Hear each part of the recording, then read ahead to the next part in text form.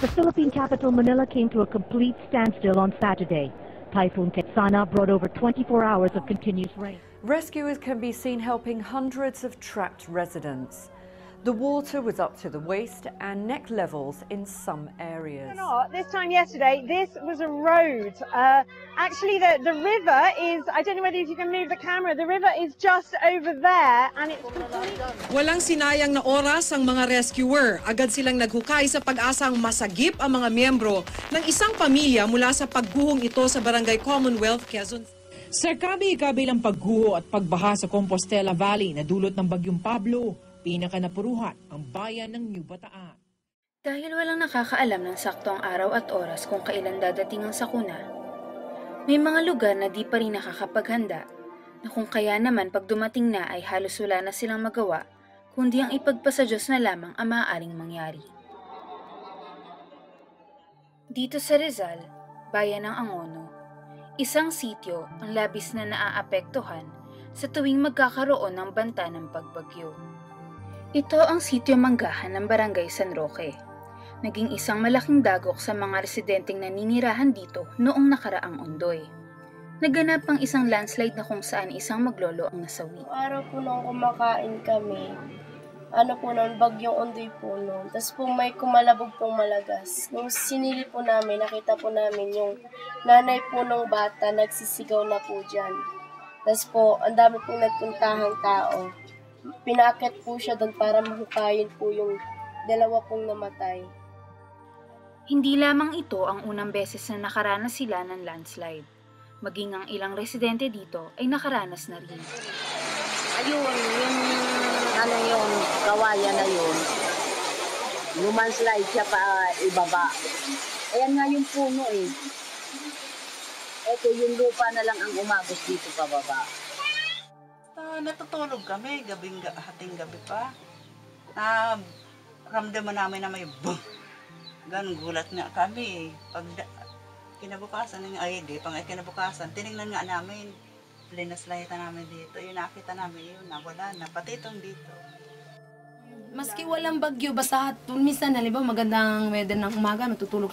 Minsan sa gabi nararamdaman namin, barang lumala. Kasi nararamdaman namin bumabagsak yung mga sanga sa bubong. Lumilipat kami ng mga bata, yung anak ko tatlong maliliit.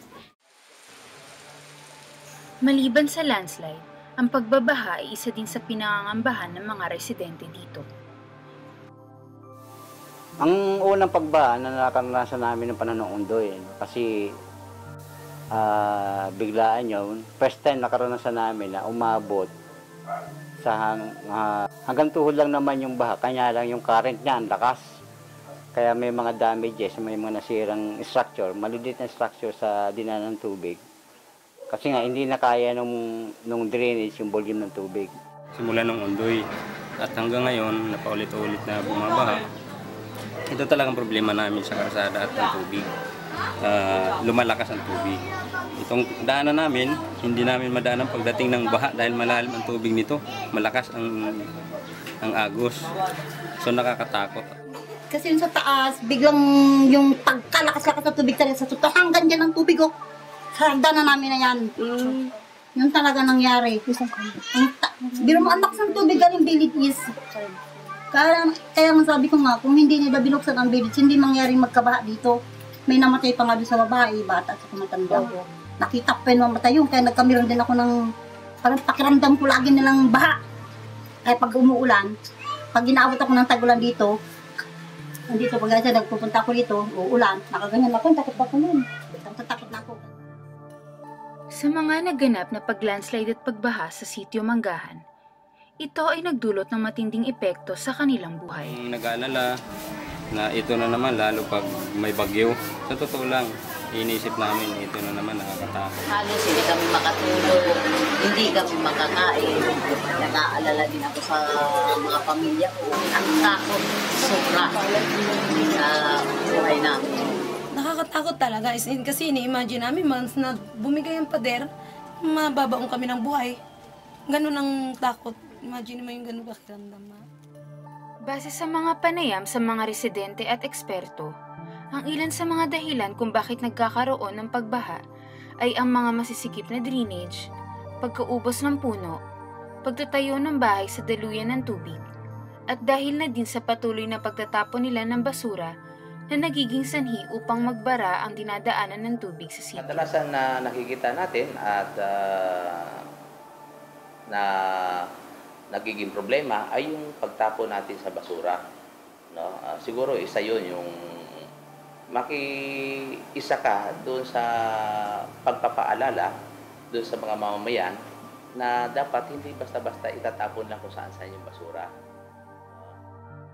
Sa usapin naman ng landslide, isa sa maaaring maging dahilan ay ang malakas sa pagbuhos ng ulan kasabay ng hindi pagpapahalaga ng mga tao sa kanilang kapaligiran.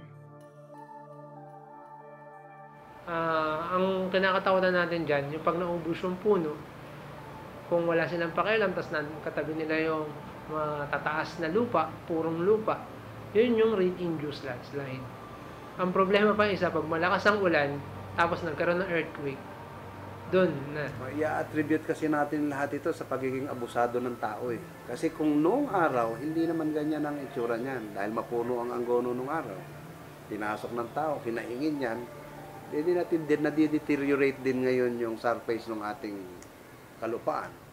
So natural, ang susunod niyan, yung erosion na. Sa kasalukuyan, ang pamahalaan ay mayroong mga hakbangin at programang ipinapatupad upang matugunan ang mga suliraning na dulot ng kalamidad. Kita niyo yung Republic Act 10121 ay mandated by law that this is not only the responsibility of the government, but it is everybody's responsibility. Yung approach dyan, apat yung vice chair, no? Ang chair dito yung National Defense, apat yung vice chair niya. DOST, Vice Chair for Prevention Mitigation. Vice Chair yung DIFG for Preparedness, yung DSWD for Response, at saka yung NEDA for Relief. Andyan yung Local Disaster Risk Reduction Management Council na kung saan ang ating mga governor sa provincial level ang chairperson ng Provincial Disaster Risk Reduction Management Council. At ganoon din yung ating sa city, sa municipal, yung ating mga local chief executive. At pag bumaba tayo sa barangay, ay meron din natawag tayong Barangay Disaster Risk Reduction Management Committee.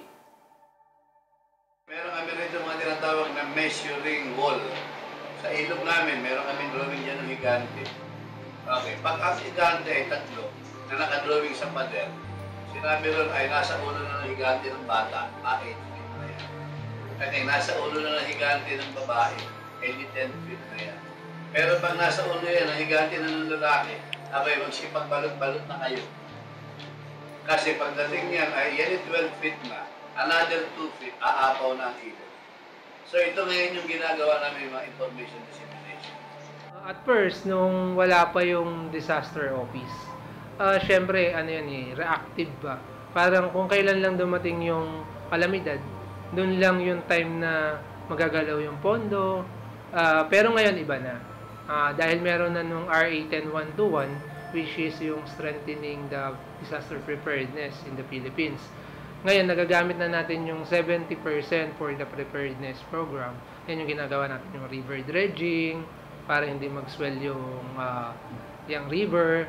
Tapos yung hinahanda natin yung mga tao, nagbibigay tayo ng mga IEC program para sa kanila. Ang barangay, ino-orient natin kung ano ba yung mga dapat nilang gawin. Ayon kay Marnet Putemprical, isang geologist ng Mines and Geosciences Bureau, nangunguna pa ring solusyon ay ang relokasyon. Alis na kayo siya. Kung maaari, malis na kayo. Because there were already areas that we told them to leave, and they have seen na yung area is really landslide prone areas. They did not leave, and then talagang na landslide sila. So hindi kami natutuwa dahil tama yung namin, but that's the problem there. As I said, I explained before na it's really understandable that you can just put them away, let them go from where they have stayed before. So it's now on the side of the local government to really implement yung mga threat advisory na binibigay namin. Ngunit, ayon naman sa Provincial Risk Reduction and Management Council ng Rizal, na-prove naman kasi na hindi ganun ka-successful ang relocation natin. Kasi nga, Walang livelihood doon. So, may malayo talaga. Kaya bumabalik yung tao. So, i-aarmasan mo na lang sila ng kaalaman para alam nila gagawin. Ang intervention na isa doon, yun nga, knowledge. Kasi kailangan, bakit knowledge? Pagka kasi nasabi na natin sa kanila na ito yung kinakaharap nyo na possible hazard, ito yung kakalabasan, possible, papayag sila dun sa mga solutions na gagawin natin. Sa pakikipagtulungan sa lokal na pamahalaan ng Rizal, naisagawa ang Information Education Campaign, kasama ang Disaster Risk Reduction Office ng Angono Rizal at ilan sa mga lokal na pamahalaan. Mula sa focus group discussions, roundtable discussion, naisagawa ang mga seminars, hazard mapping at drills na makakatulong sa Sitio Manggahan pagdating sa kalamidad. Ang unang seminar na naidaos ay nahati sa dalawa. Una ay ang waste management na pinangunahan ng Municipal Environment and Natural Resources Office at sumunod naman ay ang Disaster Preparedness Seminar sa tulong naman ito ng Disaster Risk Reduction Management ng Angono Rizal. Nagsagawa naman ng PCVA o ang Participatory Capacity and Vulnerability Analysis sa tulong ng Rizal Disaster Risk Reduction and Management Council. Gumawa ang mga residente ng Community Hazard Map at naihayag din nila ang mga problema sa kanilang sityo at kung ano ang maaaring gawing solusyon para dito. Nagdulot siya ng magandang idea itong seminar na ito. Kasi kung kami-kami lang dito, parang tingin ko hindi agad ito ma-actionan. Yung tulad po sa mga kalamidad, kahit pa paano may natutunan kang kung paano gagawin pag dumating yung hindi naman natin nasan mga sakuna.